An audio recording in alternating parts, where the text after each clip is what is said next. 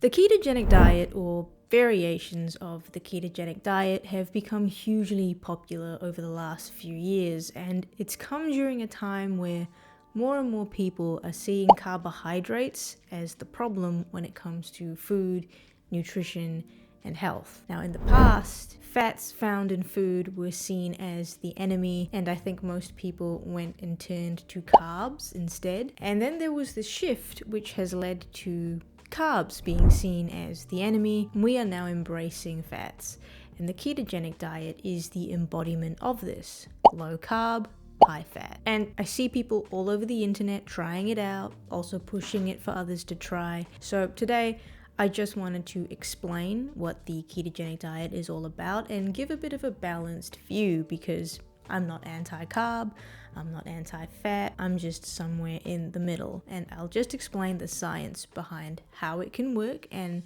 specifically how it can lead to fat loss, so that you're as informed as possible when making decisions for yourself if this is something you want to try out. So let's go.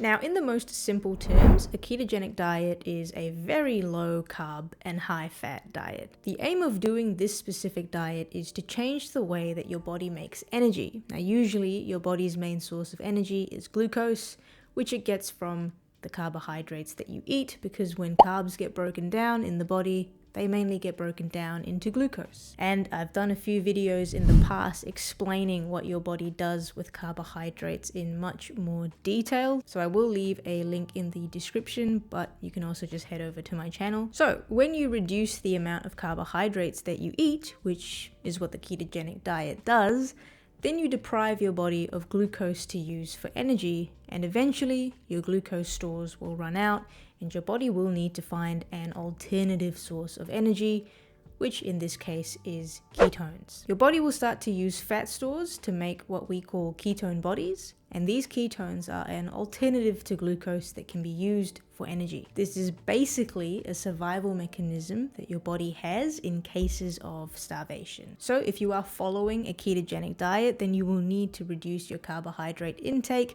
to less than 50 grams a day. So to put that into perspective for you, that is about the same amount of carbohydrates that you would find in about 3 slices of bread, or 2 bananas, or 1 cup of cooked sweet potatoes. So that would be the maximum amount of carbs that you could have in a day on the ketogenic diet, which can be quite difficult for a lot of people. I know I would have the absolute worst time doing that, and I think most people tend to struggle at the start of this diet. And I would hope and assume that it does get easier the more you get used to it. If you are someone that's gone through this, I would love to hear your experiences in the comments. Now, bear in mind the examples of 50 grams of carbohydrates that I just gave were more whole food options that would probably keep you feeling fuller for longer. You can completely blow that 50 grams on things like a few pieces of chocolate or even a bag of potato chips, which won't go very far at all in making you feel full. So it seems like it is a bit of a difficult balance, and I do know that there are some people on keto diets that do push it and go to even lower, to a maximum of 20 grams of carbohydrates a day.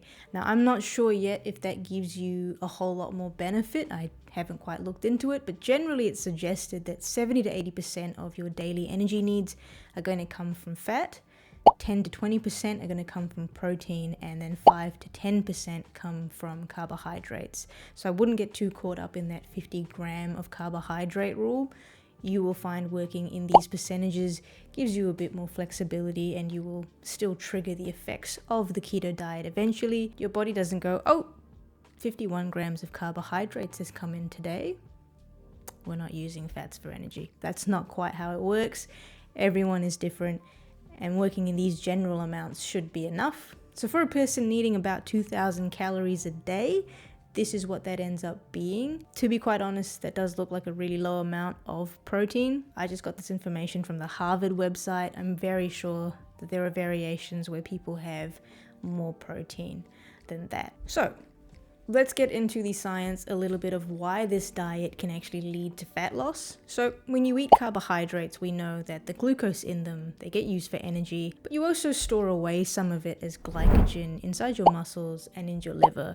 And glycogen is your body's easy to access energy reserve. If you're needing energy, there isn't quite enough glucose around, glycogen will get broken down pretty quickly to give you the fuel that you need. So when you go on a ketogenic diet, because your carbohydrate intake is low, your glycogen stores will get used up and they get depleted usually within the first couple of days. So in the absence of carbohydrates, glycogen stores get used up completely in about 18 to 24 hours. And in the first few days of doing a ketogenic diet, many people actually see quite a bit of weight loss. But it's really important to know that this initial weight loss isn't fat loss, it's actually your glycogen stores getting depleted. Glycogen needs water in order to store glucose, and each gram of glycogen in your body, it needs about 3 grams of water. This adds up in the end, and you lose that water weight in the first few days of going low carb. It's not fat loss, water loss. Now, a few other things can happen in the first few days of starting a ketogenic diet, and this is because your body is going through a bit of a transition from using carbohydrates for energy to using fats. And there's something actually known as the keto flu, which is what happens as your glycogen stores get used up and your body is looking for that alternative fuel source. You may feel fatigue, headaches, irritability, and people tend to experience very strong cravings for carbohydrates because it's a little bit easier for your body to request that you consume more carbs rather than go to the effort of starting to make those ketones.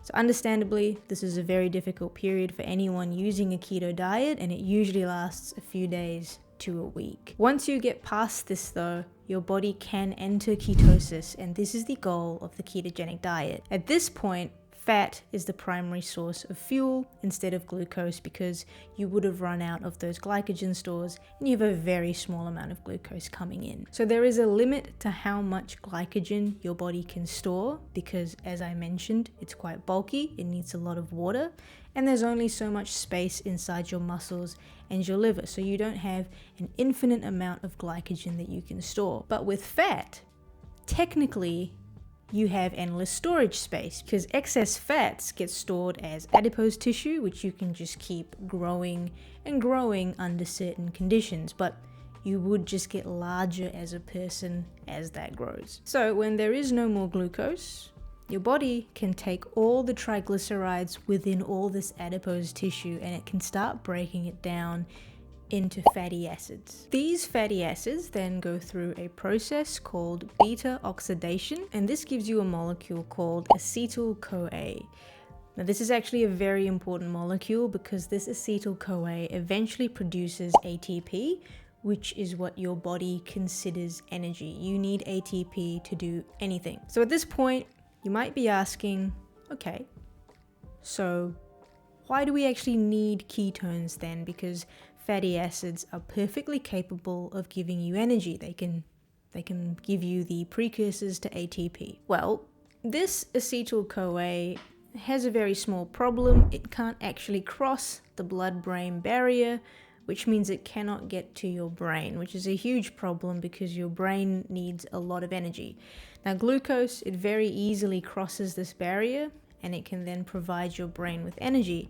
Fatty acids can't do this, which is why we need to make ketone bodies. So during ketosis, your liver takes in some of that acetyl-CoA that the fatty acids are producing, and it converts the acetyl-CoA into ketone bodies. Now there are 3 main ketone bodies. Their names will now be appearing on the screen. And these ketone bodies are very easily transported in the blood, but more importantly, they can cross the blood-brain barrier and they can provide energy to your brain as well as other tissues in your body when glucose isn't available, which is of course the conditions that a ketogenic diet gives you. And as you sustain a ketogenic diet and have very small amounts of carbohydrates coming in, your body is forced to continuously keep breaking down fat into those fatty acids and feeding them down this pathway to produce energy and ketones to keep you going. And this is the main reason why a ketogenic diet can help you with fat loss, because your body seems to prefer to use carbohydrates for the majority of its energy needs simply because it's easier. But if you starve your body of glucose, then all of that fat storage can start to be used instead. I hope that explains things for you. There is definitely a lot more to say about the ketogenic diet, more so in terms of what the research seems to say in terms of effectiveness, who would benefit from a diet like this, maybe who wouldn't benefit, who shouldn't be trying this diet. And I do plan on going into all of that in my next video, so subscribe, you don't want to miss that. But this wraps up the first video of 2025, and I'm looking forward to making more videos this year to help us all get more informed about health, nutrition, and lifestyle changes that we can make to prevent chronic diseases. I plan on doing a whole lot of learning in these areas this year, and I just want to be able to pass that on where I can. So I'll see you in the next video, and until then, keep playing the long game.